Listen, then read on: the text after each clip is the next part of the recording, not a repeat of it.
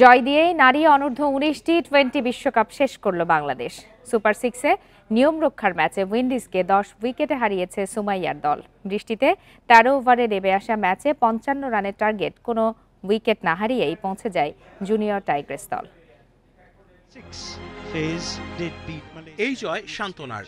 Super six থেকে ৬ point নিয়ে ভারত আর Australia আগেই জায়গা করে নিয়েছে সেমিফাইনালে। তারপরও উইন্ডিজের বিপক্ষে 10 উইকেটের এই জয়ের মাহাত্ম্য অনেক। ৪ পয়েন্ট নিয়ে তৃতীয় বাংলাদেশ। বৃষ্টিতে ১৩ ওভারে নেমে আসা ম্যাচে টস জিতে সুমাইয়ার বাজিমাত। কন্ডিশনের সুবিধা কাজে লাগিয়ে উইন্ডিজকে চেপে ধরে টাইগ্রেস বোলাররা। ২ ওপেনার আসাবি ও সামারাকে ফেরান অফ স্পিনার নিশি। এরপর ক্লাস্টনকে ফিরিয়ে তার ৩ উইকেট শিকার।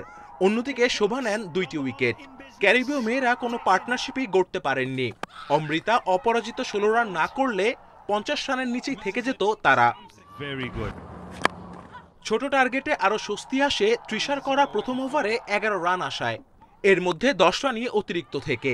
জুবাইরা জোয়া ওপেনিং জুটি উইন্ডিজকে আর কোনো সুযোগ দেয়নি। জুবাইরা ২৫ আর ছোয়া অপরাজিত থাকেন ১৪ রানে।